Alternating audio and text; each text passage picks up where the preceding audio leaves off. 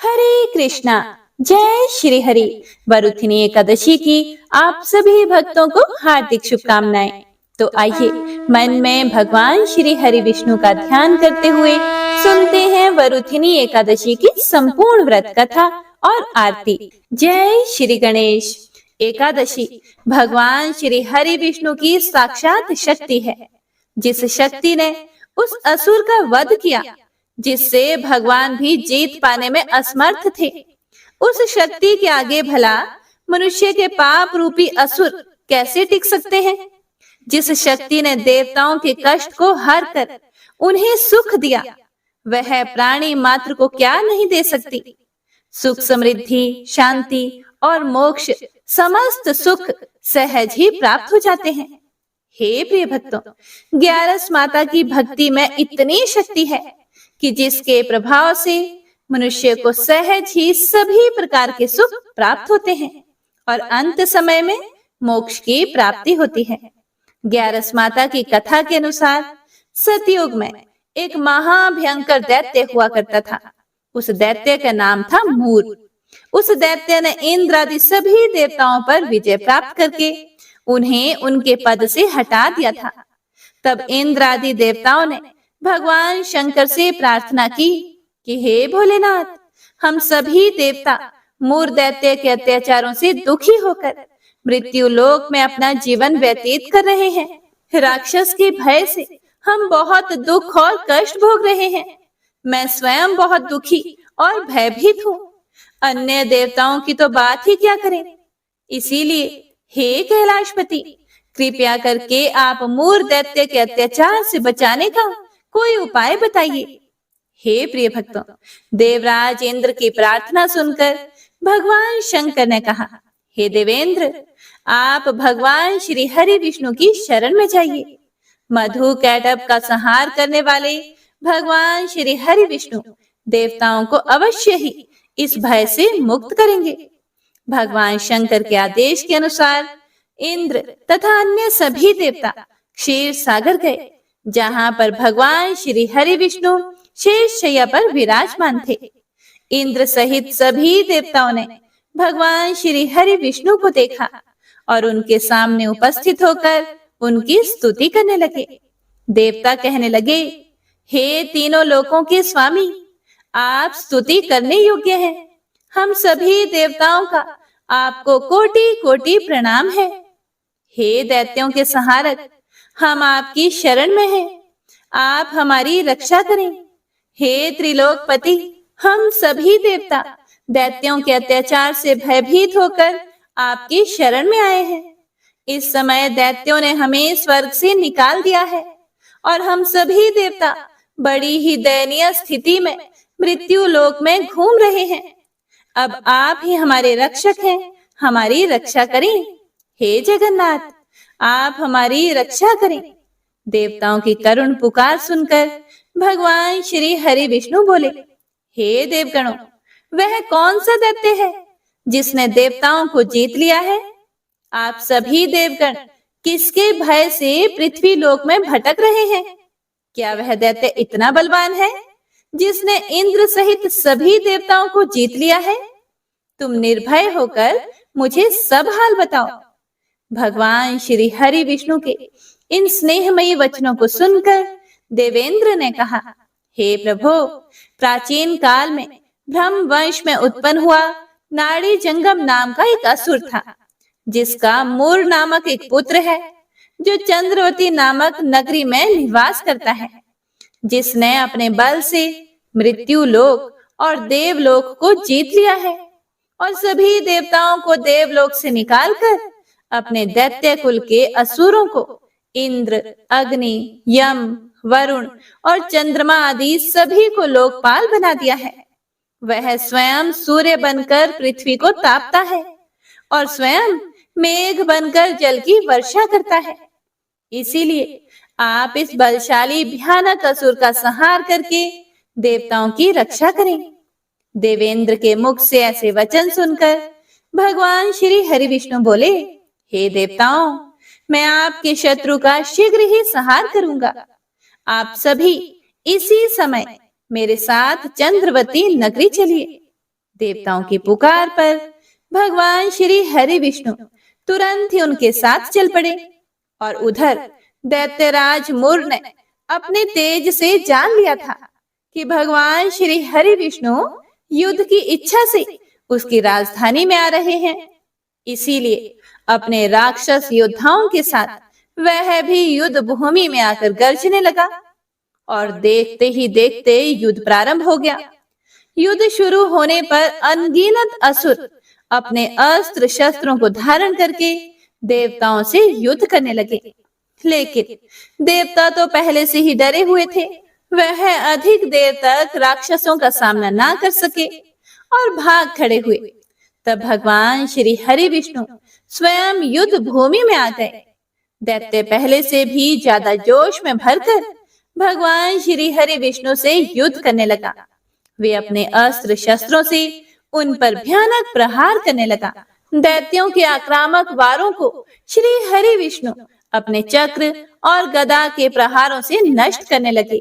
इस युद्ध में अनेक दैत्य सदा के लिए मृत्यु की गोद में समा गए, किंतु दैत्यराज मुर भगवान विष्णु के साथ निश्चल भाव से युद्ध करता रहा। उसका तो जैसे अभी बाल भी बांका नहीं हुआ था। वह बिना डरे युद्ध कर रहा था। भगवान विष्णु मुर को मारने के लिए जिन जिन शस्त्रों का प्रयोग करते, वे सब उसके तेज से नष्ट होकर उस पर पुष्पों के समान गिरने लगते। अनेक अस्त्र शस्त्रों का प्रयोग करने पर भी भगवान श्री हरि विष्णु उससे जीत ना सके। तब वे आपस में मल्ल युद्ध करने लगे।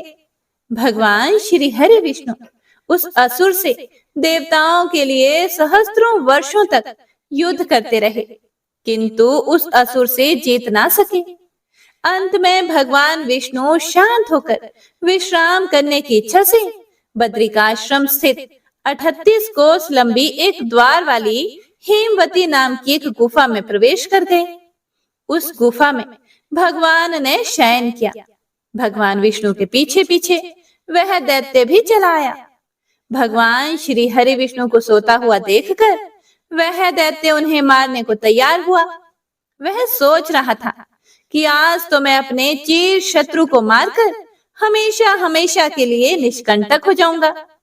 लेकिन उसकी यह इच्छा पूर्ण ना हो सकी, क्योंकि उसी समय भगवान श्री हरि विष्णु की देह से एक दिव्य वस्त्र धारण किए हुए एक अत्यंत मोहिनी देवी उत्पन्न हुई और राक्षस को ललकार कर उससे युद्ध करने लगी। उस देवी को देखकर राक्षस को घोर आश्चर्य हुआ और वह सोचने लगा कि यह ऐसी दिव्य कन्या कहां से उत्पन्न हुई। और फिर वह असुर उस कन्या से लगातार युद्ध करता रहा। कुछ समय बीतने पर उस देवी ने क्रोध में आकर उस दैत्य के अस्त्र शस्त्रों के टुकड़े टुकड़े कर दिए। अब तो उस दैत्य को बड़ा ही क्रोध आया और वह सारी मर्यादाएं भंग करके उस देवी से मल्ल युद्ध करने लगा। उस तेजस्वी कन्या ने उसको धक्का मारकर मूर्छित कर दिया और उसकी मूर्छा टूटने से पूर्व ही उसका सिर काटकर धड़ से अलग कर दिया और सिर काटते ही वह असुर पृथ्वी पर गिरकर मृत्यु को प्राप्त हुआ और बाकी बचे हुए असुर अपने राजा का ऐसा दुखद अंत देखकर भयभीत होकर पाताल लोक में भाग गए। भगवान श्री हरि विष्णु जब निद्रा से जागे तो उस असुर को मरा हुआ देखकर उन्हें घोर आश्चर्य हुआ और वे सोचने लगे कि इस महाबली को किसने मारा है। तब वह तेजस्वी कन्या श्री हरि से हाथ जोड़कर बोली, हे जगदीश्वर, यह असुर आपको मारने को तत्पर था। तब मैंने आपके शरीर से उत्पन्न होकर इस असुर का वध किया है। देवी की बात सुनकर भगवान श्री हरि विष्णु बोले कि तुमने इस असुर को मारा है, इसीलिए हे देवी, मैं तुमसे अत्यंत प्रसन्न हूँ। इसे मारकर तुमने तीनों लोकों के देवताओं के कष्ट को हरा है। इसीलिए तुम अपनी इच्छा अनुसार वरदान मांग लो, मैं तुम्हारी प्रत्येक इच्छा को पूर्ण करूंगा। भगवान की बात सुनकर वह देवी बोली कि हे प्रभु, मुझे यह वरदान दीजिए कि जो भी मनुष्य या देव मेरा व्रत करे उसके सभी पाप नष्ट हो जाएं और अंत में उसे स्वर्ग लोक की प्राप्ति हो। मेरे व्रत का आधा फल रात्रि को मिले और उसका आधा फल एक समय भोजन करने वाले को मिले। जो श्रद्धालु भक्ति पूर्वक मेरे व्रत को करें, वे निश्चय ही वैकुंठ लोक को प्राप्त करें। जो मनुष्य मेरे व्रत में दिन तथा रात्रि को एक बार भोजन करे, वह धन धान्य से भरपूर रहे। कृपया करके मुझे ऐसा वरदान दीजिए। भगवान श्री हरि विष्णु ने कहा, हे देवी, ऐसा ही होगा। मेरे और तुम्हारे भक्त एक ही होंगे और अंत में संसार में प्रसिद्धि को प्राप्त होकर मेरे लोक को प्राप्त करेंगे। हे कल्याणी, तुम एकादशी को पैदा हुई हो, इसीलिए तुम्हारा नाम भी एकादशी हुआ। तथा जो मनुष्य इस दिन व्रत करेंगे, उनके समस्त पाप समूल नष्ट हो जाएंगे। तुम मेरे लिए अब तीज, अष्टमी, नवमी और 14 से भी अधिक प्रिय हो। तुम्हारे व्रत का फल सभी तीर्थों के फल से भी महान होगा। यह मेरा अकाट्य कथन है। इतना कहकर भगवान श्री हरि विष्णु उसी स्थान पर अंतर ध्यान हो गए। तो सभी प्रेम से बोलिए, एकादशी माता और विष्णु भगवान की जय। हे प्रिय भक्तों, तो आइए अब सुनते हैं वरुथिनी एकादशी की पौराणिक व्रत कथा। भगवान श्री कृष्ण के श्रीमुख से एकादशियों का महात्म्य सुनकर श्रद्धा पूर्वक उन्हें प्रणाम करते हुए युधिष्ठिर महाराज ने कहा कि हे केशव, हे माधव, आपके श्रीमुख से एकादशियों की कथा सुनकर मुझे असीम आनंद की प्राप्ति हो रही है। हे मधुसूदन, कृपया करके अब वैशाख मास के कृष्ण पक्ष की एकादशी का महात्म्य सुनाने की भी कृपा कीजिए। हे पुंडरीकाक्ष, वैशाख मास के कृष्ण पक्ष की एकादशी का क्या नाम है, उसकी विधि क्या है तथा उसके करने से क्या फल प्राप्त होता है? कृपा करके इसके संबंध में भी मुझे विस्तार से बताइए। तब भगवान श्री कृष्ण कहने लगे, हे युधिष्ठिर, इस एकादशी का नाम वरुथिनी है। यह सौभाग्य देने वाली, सब पापों को नष्ट करने वाली तथा अंत में मोक्ष देने वाली एकादशी है। इस व्रत को यदि कोई अभागिनी स्त्री करे तो उसको सौभाग्य मिलता है। इसी एकादशी के पालन से राजा मांधाता को मुक्ति मिली थी और राजा धुंधुमार भी भगवान शिव के श्राप से मुक्त हुए थे। इस कथा के विषय में कहा गया है कि जो भी मनुष्य इस संपूर्ण कथा का ध्यान पूर्वक श्रवण करता है, उसे वरुथिनी एकादशी का पालन करने का भी पुण्य फल प्राप्त होता है। हे प्रिय भक्तों, प्राचीन काल में नर्मदा नदी के तट पर मांधाता नामक राजा राज्य करते थे। वह अत्यंत दानशील तथा तपस्वी थे। एक दिन जब वह जंगल में तपस्या कर रहे थे, तभी ना जाने कहां से एक जंगली भालू आया और राजा का पैर चबाने लगा। राजा पहले की तरह अपनी तपस्या में लीन रहे और कुछ देर के बाद पैर चबाते चबाते भालू राजा को घसीटकर पास के जंगल में ले गया। राजा बहुत घबरा गया, लेकिन तापस धर्म अनुकूल उसने क्रोध और हिंसा ना करके भगवान श्री हरि विष्णु से प्रार्थना की और करुण भाव से भगवान विष्णु को पुकारा। उसकी पुकार सुनकर भगवान श्री हरि विष्णु उसी समय प्रकट हुए और उन्होंने चक्र से भालू को मार डाला। राजा का पैर भालू पहले ही खा चुका था। इससे राजा बड़ा ही शोकाकुल हुए, बड़े दुखी हुए। उन्हें दुखी देखकर भगवान श्री हरि विष्णु बोले, हे वत्स, दुखी मत हो, तुम मथुरा जाओ और वरुथिनी एकादशी का व्रत रखकर मेरी वराह अवतार मूर्ति की पूजा करो। उसके प्रभाव से तुम फिर से सुदृढ़ अंगों वाले हो जाओगे।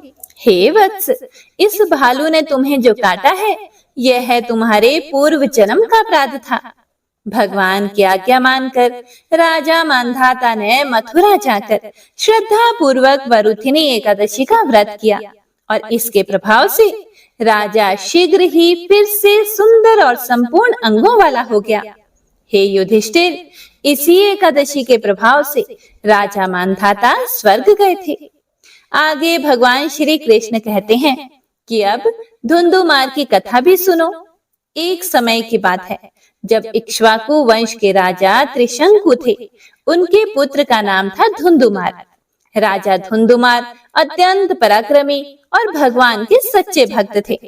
लेकिन एक दिन उन्हें शिव जी ने श्राप दे दिया। वैसे तो भगवान शिव अत्यंत दयालु और आशुतोष हैं, लेकिन राजा धुंधुमार को शिव जी द्वारा श्राप प्राप्त हुआ और इसी श्राप के परिणाम स्वरूप वे कुष्ठ रोग से ग्रसित हो गए। अब इतने भयंकर रोग से मुक्त होने के लिए उन्होंने अनेक उपचार और प्रयास किए, लेकिन जब स्वयं भगवान शिव ने श्राप दिया हो तो फिर उसे भला कौन काट सकता है। तो अंततः राजा ने अपने गुरु की शरण ली और उनके गुरु ने राजा से कहा कि वैशाख मास के कृष्ण पक्ष में आने वाली वरुथिनी एकादशी का कठोरता पूर्वक पालन करो। इस एकादशी के पुण्य प्रभाव से वे इस श्राप से मुक्त हो जाएंगे। राजा धुंधुमार ने भी अपने गुरु की आज्ञा को शिरोधार्य करते हुए वरुथिनी एकादशी का पालन करने का निर्णय लिया। जब वैशाख मास के कृष्ण पक्ष में वरुथिनी एकादशी आई तो राजा धुंधुमार ने सभी नियमों का पालन करते हुए इस एकादशी का व्रत पालन किया। संपूर्ण रात्रि भगवान के पवित्र नाम का जप और कीर्तन करते हुए जागरण किया और अगले दिन द्वादशी पर योग्य समय पर शास्त्रोक्त विधि से एकादशी व्रत का पालन किया। और जैसे ही राजा ने इस एकादशी का समापन किया अर्थात व्रत का पालना किया, उसी क्षण राजा भगवान शिव के श्राप से मुक्त हो गए। उन्हें अपना पूर्व कांतिमय शरीर फिर से प्राप्त हो गया और जीवन के अंत में उन्होंने आध्यात्मिक गंतव्य को प्राप्त किया। हे प्रिय भक्तों, इस एकादशी के महात्म्य को बताते हुए भगवान श्री कृष्ण आगे कहते हैं कि हे युधिष्ठिर, इस एकादशी के पालन से 10,000 वर्ष की तपस्या का फल प्राप्त होता है। कुरुक्षेत्र में सूर्य ग्रहण के समय एक मन स्वर्ण दान करने से जो फल प्राप्त होता है, वही फल वरुथिनी एकादशी के व्रत करने से मिलता है। वरुथिनी एकादशी के व्रत को करने से मनुष्य इस लोक में सुख भोग कर परलोक में स्वर्ग को प्राप्त होता है।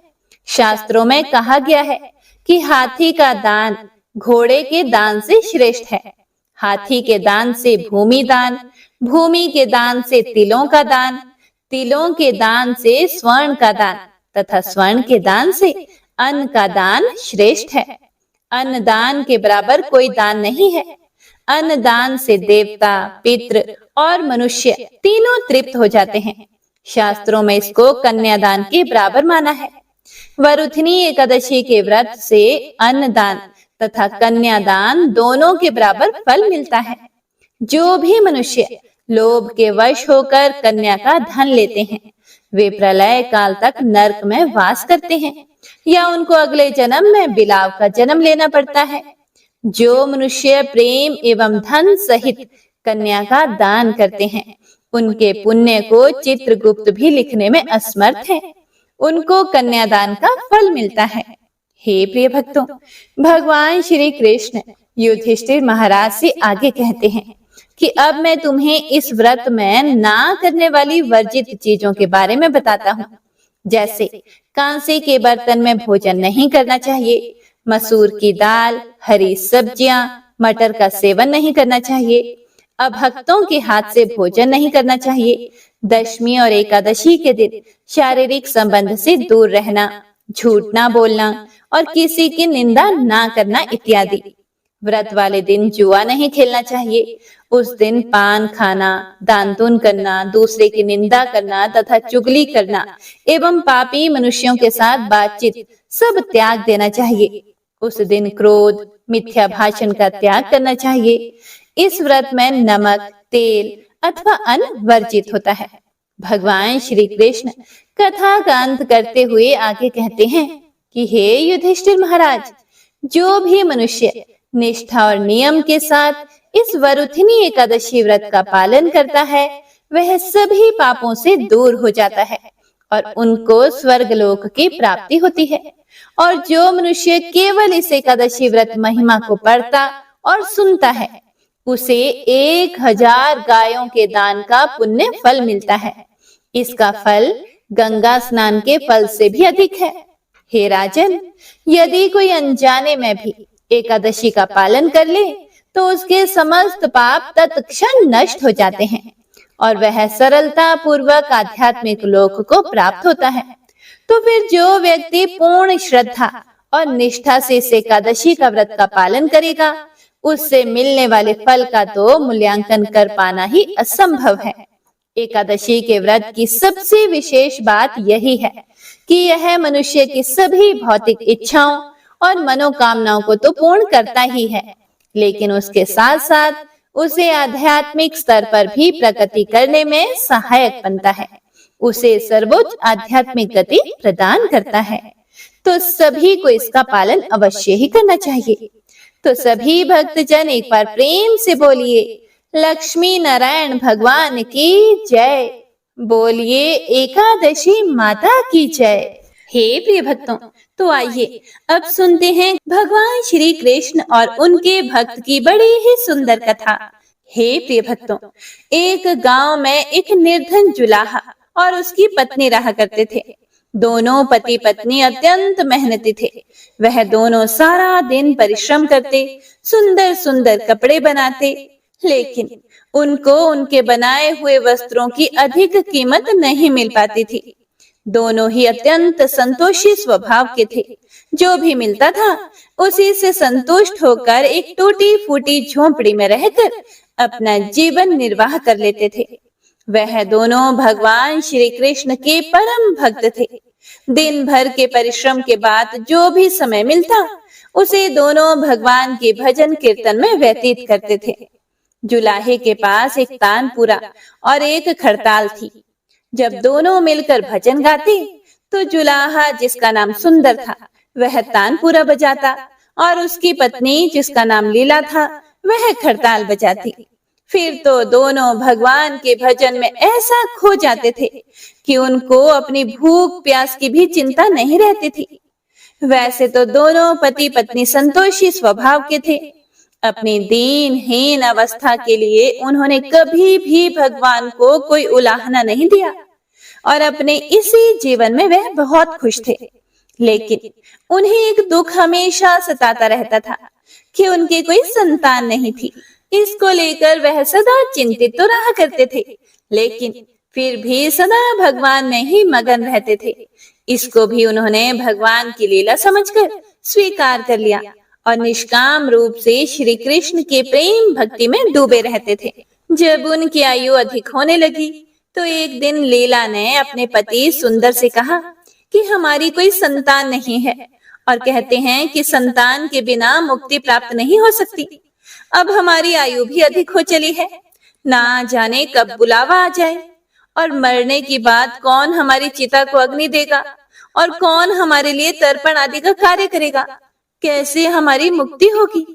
जुलाहा बोला कि तुम क्यों चिंता करती हो, ठाकुर जी है ना, वही सब देखेंगे। जुलाहे ने यह बात कह तो दी, लेकिन वह भी चिंता में डूब गया। तभी उसके मन में एक विचार आया और वह नगर में गया और श्री कृष्ण के बाल गोपाल रूप की एक प्रतिमा ले आया। घर आकर वह बोला कि अब तुझे चिंता करने की कोई आवश्यकता नहीं है। मैं यह बाल गोपाल लेकर आया हूँ। हमारे कोई संतान नहीं तो वह भी इन्हीं की तो लीला है। हम इनको ही अपने पुत्र के समान प्रेम करेंगे। यही हमारे पुत्र का दायित्व पूर्ण करेंगे। यही हमारी मुक्ति करेंगे। जुलाहे की बात सुनकर उसकी पत्नी लीला अत्यंत प्रसन्न हुई। उसने बाल गोपाल को लेकर अपने हृदय से लगा लिया और बोली कि आप बिल्कुल सही कह रहे हैं, आज से यही हमारा लल्ला है। हे प्रिय भक्तों, दोनों पति पत्नी ने घर में एक कोना साफ करके वहां एक स्थान बनाया और एक चौकी लगाकर उस पर बाल गोपाल को विराजित कर दिया। तब से जुलाहा दंपति का नियम हो गया। वह प्रतिदिन बाल गोपाल को स्नान कराते, उनको धुले वस्त्र पहनाते, अपनी संतान की तरह उनको लाड लडाते, उन्हीं के सामने बैठकर भजन कीर्तन किया करते और वहीं पर सो जाते। जुलाहा अपने हाथ से बाल गोपाल के लिए सुंदर वस्त्र बनाता और उनको पहनाता। इसमें उसको बड़ा आनंद आता। धीरे धीरे दोनों बाल गोपाल को अपनी संतान के समान ही प्रेम करने लगे।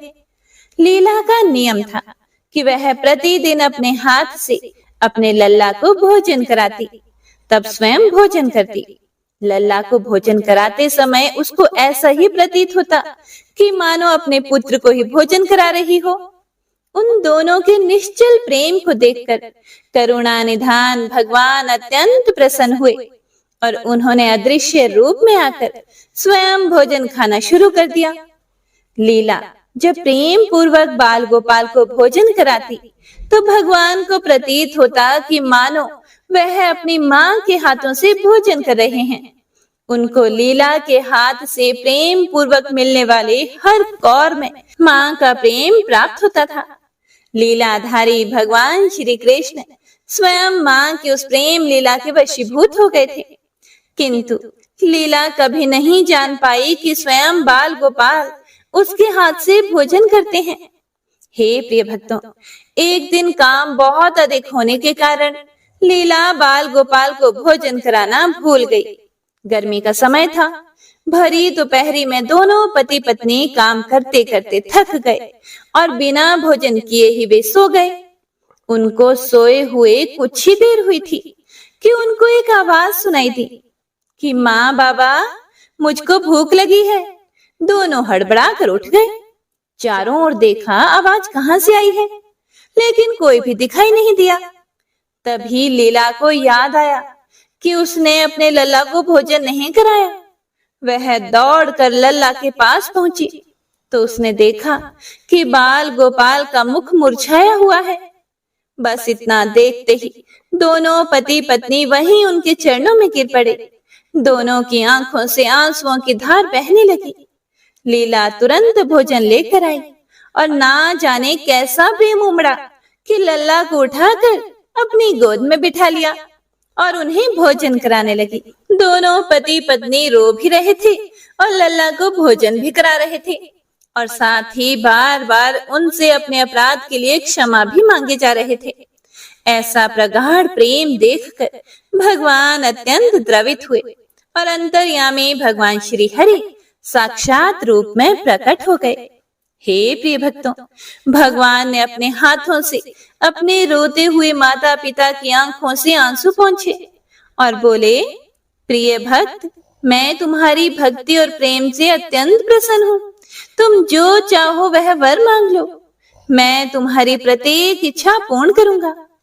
बस इतना सुनते ही दोनों भगवान के चरणों में गिर पड़े और बोले, हे दया निधान, आप हमसे प्रसन्न हैं और स्वयं हमारे सम्मुख उपस्थित हुए हैं। हमारा तो जीवन धन्य हो गया। इससे अधिक हमें और क्या चाहिए? इससे अधिक किसी भी वस्तु का भला क्या महत्व हो सकता है? आपकी कृपा हम पर बनी रहे, बस इतनी सी कृपा करें। फिर भगवान श्री हरि बोले, यदि तुम चाहो तो मैं तुम्हारे जीवन में संतान के अभाव को समाप्त करके तुम्हें एक सुंदर संतान प्रदान करूंगा। यह सुनते ही सुंदर और लीला एकदम व्याकुल होकर बोले, नहीं नहीं भगवान, हमको संतान नहीं चाहिए। उनका उत्तर सुनकर भगवान ने पूछा, लेकिन क्यों? अपने जीवन में संतान की कमी को पूर्ण करने के लिए ही तो तुम मुझको अपने घर लेकर आए थे। यह सुनकर वह दोनों बोले कि हे प्रभु, हमें डर है कि यदि हमें संतान प्राप्त हो गई तो हमारा मोह उस संतान के प्रति बढ़ जाएगा और तब हम आपकी सेवा नहीं कर पाएंगे। उनका प्रेम और भक्ति से भरा हुआ उत्तर सुनकर करुणा निधान भगवान करुणा से भर उठे। स्वयं भगवान की आंखों से आंसू टपक पड़े और भगवान बोले कि हे मैया, हे बाबा, मैं यहाँ आया था आपके ऋण को उतारने के लिए, किंतु आपने तो मुझको सदा सदा के लिए अपना ऋणी बना लिया। मैं आपके प्रेम का यह ऋण कभी नहीं उतार पाऊंगा। मैं सदा सदा आप दोनों का ऋणी रहूंगा। मैं तुम्हारे प्रेम से अत्यंत प्रसन्न हूँ। तुमने अपने निर्मल प्रेम से मुझको भी अपने बंधन में बांध लिया है। मैं तुमको वचन देता हूँ कि आज से मैं तुम्हारे पुत्र के रूप में तुम्हारे समस्त कार्य पूर्ण करूंगा। तुमको कभी भी संतान का भाव नहीं होने दूंगा। मेरा वचन कभी भी असत्य नहीं होता। ऐसा कहकर भक्त वत्सल भगवान बाल गोपाल की प्रतिमा में विलीन हो गए। हे प्रिय भक्तों, उस दिन से सुंदर और लीला का जीवन बिल्कुल ही बदल गया। उन्होंने सारा काम धंधा छोड़ दिया और सारा दिन बाल गोपाल के भजन कीर्तन और उनकी सेवा में व्यतीत करने लगे। उनको ना भूख सताती थी और ना ही प्यास लगती थी। सभी प्रकार की इच्छाओं का उन्होंने पूर्ण रूप से त्याग कर दिया। सुंदर कभी कोई कार्य करता तो केवल अपने बाल गोपाल के लिए सुंदर सुंदर वस्त्र बनाने का। उनके सामने जब भी कोई परेशानी आती, बाल गोपाल तुरंत ही एक बालक के रूप में उपस्थित हो जाते और उनके समस्त कार्य पूर्ण करते। वह दंपति और बालक गांव भर में चर्चा का विषय बन गए, किंतु गांव में कोई भी यह नहीं जान पाया कि वह बालक कौन है और वह कहां से आता है और वह उसके बाद कहां चला जाता है। धीरे धीरे समय बीतने लगा। जुलाहा दंपति बूढ़े हो गए, लेकिन भगवान की कृपा उन पर बनी रही। अब दोनों की आयु पूर्ण होने का समय आ चला था। भगवत प्रेरणा से उनको यह ज्ञात हो गया कि अब उनका समय पूरा होने वाला है। एक दिन दोनों ने भगवान को पुकारा। ठाकुर जी भी तुरंत प्रकट हो गए और उनसे उनकी इच्छा जाननी चाहिए। दोनों भक्त दंपति भगवान के चरणों में प्रणाम करके बोले, हे नाथ, हमने अपने पूरे जीवन में आपसे कभी भी कुछ नहीं मांगा। अब जीवन का अंतिम समय आ गया है, इसीलिए आपसे कुछ मांगना चाहते हैं। भगवान बोले कि निसंकोच अपनी कोई भी इच्छा कहो। मैं तुम्हें वचन देता हूँ कि तुम्हारी प्रत्येक इच्छा को मैं पूर्ण करूंगा। हे प्रिय भक्तों, तब बाल गोपाल के अगाध प्रेम में डूबे हुए उस वृद्ध दंपति ने बोला, हे नाथ, हमने अपने पुत्र के रूप में आपको देखा और आपकी सेवा की। आपने भी पुत्र के समान ही हमारी सेवा की। अब वह समय आ गया है जिसके लिए कोई भी माता पिता पुत्र की कामना करते हैं। हे दीन बंधु, हमारी इच्छा है कि हम दोनों पति पत्नी के प्राण एक साथ निकले। और हे दया निधान, जिस प्रकार एक पुत्र अपने माता पिता की अंतिम क्रिया करता है और उनको मुक्ति प्रदान करता है, उसी प्रकार हे परमेश्वर, हमारी अंतिम क्रिया आप अपने हाथों से करें और हमको मुक्ति प्रदान करें। श्री हरि ने दोनों को उनकी इच्छा पूर्ण करने का वचन दिया और बाल गोपाल के विग्रह में विलीन हो गए। और अंत में वह दिन आ ही गया जब प्रत्येक जीव को यह शरीर छोड़ना पड़ता है। दोनों वृद्ध दंपति बीमार पड़ गए। उन दोनों की भक्ति की चर्चा गांव भर में थी, इसीलिए गांव के लोग उनका हाल जानने उनकी झोंपड़ी में पहुंचे। लेकिन उन दोनों का ध्यान तो श्री हरि में रम चुका था। उनको नहीं पता था कि कोई आया भी है। नियत समय पर एक चमत्कार हुआ। जुलाहे की झोंपड़ी एक तीव्र और अलौकिक प्रकाश से भर उठी। वहां उपस्थित समस्त लोगों की आंखें बंद हो गई। किसी को कुछ भी दिखाई नहीं पड़ रहा था। कुछ लोग तो झोंपड़ी से बाहर आ गए और कुछ वहीं धरती पर बैठ गए। श्री हरि अपने दिव्य चतुर्भुज रूप में प्रकट हुए। उनकी अप्रतिम शोभा समस्त सृष्टि को आलोकित करने वाली थी। वातावरण में एक दिव्य सुगंध भर गई। अपनी मंद मंद मुस्कान से अपने उन भक्त माता पिता की ओर देखते रहे। उनका यह दिव्य रूप देखकर दोनों वृद्ध अत्यंत आनंदित हुए। अपने दिव्य दर्शनों से दोनों को तृप्त करने के बाद करुणा निधान लीलाधारी समस्त सृष्टि के पालनहार श्री हरि वहीं उन दोनों के निकट धरती पर ही उनके सिरहाने बैठ गए। भगवान ने उन दोनों भक्तों का सर अपनी गोद में रखा, उनके शीश पर प्रेम पूर्वक अपना हाथ रखा। उसके बाद अपने हाथों से उनके नेत्र बंद कर दिए और तत्काल ही दोनों के प्राण निकलकर श्री हरि में विलीन हो गए। पंचभूतों से बना शरीर पंचभूतों में विलीन हो गया और कुछ समय के बाद जब वह दिव्य प्रकाश का लोप हुआ तो सभी उपस्थित ग्रामीणों ने देखा कि वहां ना तो वह सुंदर था और ना ही उसकी पत्नी लीला थी और ना ही बाल गोपाल थे। शेष थे तो मात्र कुछ पुष्प जो धरती पर पड़े हुए थे और एक दिव्य सुगंध जो वातावरण में चारों ओर फैली थी। विस्मित ग्रामीणों ने श्रद्धा से उस धरती को नमन किया, उन पुष्पों को उठाकर शीश से लगाया तथा सुंदर और उसकी पत्नी लीला की भक्ति और गोविंद के नाम का गुणगान करते हुए चल दिए उन पुष्पों को श्री गंगा जी में विसर्जित करने के लिए। हे प्रिय भक्तों, भक्त वह है जो एक क्षण के लिए भी विभक्त नहीं होता, अर्थात जिसका मन ईश्वर में अखंड बना रहे, वह भक्त कहलाता है। सरल शब्दों में भक्ति के अंतिम चरण का अनुभव करने वाले को भक्त कहते हैं। तो सभी प्रेम से बोलिए भक्त और भगवान की जय। बोलिए बांके बिहारी लाल की जय। आइए आप सुनते हैं एकादशी माता की आरती। ओम जय एकादशी जय एकादशी जय एकादशी माता। विष्णु पूजा व्रत को धारण कर शक्ति मुक्ति पाता। तेरे नाम गिनाऊं देवी भक्ति प्रदान करनी। गण गौरव की देनी माता शास्त्रों में वरनी। ओम जय एकादशी माता। विष्णु पूजा व्रत को धारण कर शक्ति मुक्ति पाता। मार्गशीर्ष के कृष्ण पक्ष की उत्पन्ना।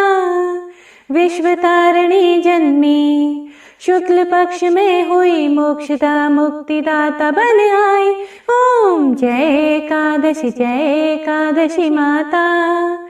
विष्णु पूजा व्रत को धारण कर शक्ति मुक्ति पाता। पौष के कृष्ण पक्ष की सफला नामक है। शुक्ल पक्ष में होए पुत्र दान अधिक रहे। ओम जय एकादशी माता। विष्णु पूजा व्रत को धारण कर शक्ति मुक्ति पाता। नाम षटतीला माघ मास में कृष्ण पक्ष आवे। शुक्ल पक्ष में जया कहावे विजय सदा पावे। ओम जय एकादशी माता। विष्णु पूजा व्रत को धारण कर शक्ति मुक्ति पाता। विजया फागुन कृष्ण पक्ष में शुक्लामल की। पाप मोचनी कृष्ण पक्ष में चैत्र महाबल की। ओम जय एकादशी माता। विष्णु पूजा व्रत को धारण कर शक्ति मुक्ति पाता। चैत्र शुक्ल में नाम कामदा धन देने वाली। नाम बरूथिनी कृष्ण पक्ष में वैशाख माहवाली। ओम जय एकादशी माता। विष्णु पूजा व्रत को धारण कर शक्ति मुक्ति पाता। शुक्ल पक्ष में होए मोहिनी अपरा ज्येष्ठ कृष्ण पक्षी। नाम निर्जला सब सुख करनी शुक्ल पक्ष रखी। ओम जय एकादशी माता।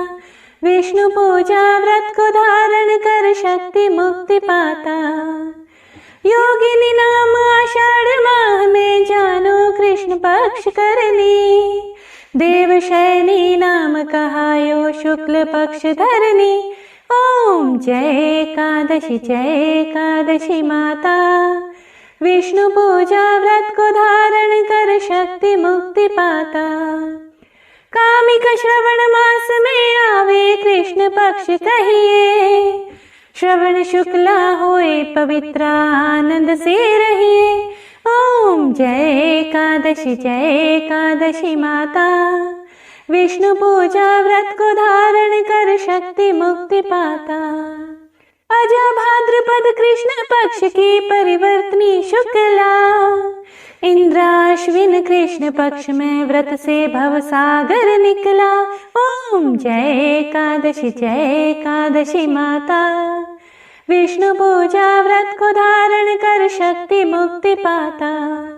पापांकुशा है शुक्ल पक्ष में आप हरनहारी। रमा मास कार्तिक में आवे सुखदायक भारी। ओम जय एकादशी माता। विष्णु पूजा व्रत को धारण कर शक्ति मुक्ति पाता। देवोत्थानी शुक्ल पक्ष के दुख नाशक मैया, पावन मास में करूं विन्नति पार करो नैया। ओम जय एकादशी माता, विष्णु पूजा व्रत को धारण कर शक्ति मुक्ति पाता। परमा कृष्ण पक्ष में होती जन मंगल करनी, शुक्ल पास में होए पद्मिनी दुख दारिद्र हरनी। ओम जय एकादशी माता, विष्णु पूजा व्रत को धारण कर शक्ति मुक्ति पाता। जो कोई आरती एकादशी की भक्ति सहित गावे, जन गुरुदिता स्वर्ग का वासा निश्चय ही पावे। ओम जय एकादशी माता, विष्णु पूजा व्रत को धारण कर शक्ति मुक्ति पाता। प्रेम से बोलिए एकादशी माता की जय, सभी देवी देवताओं की जय।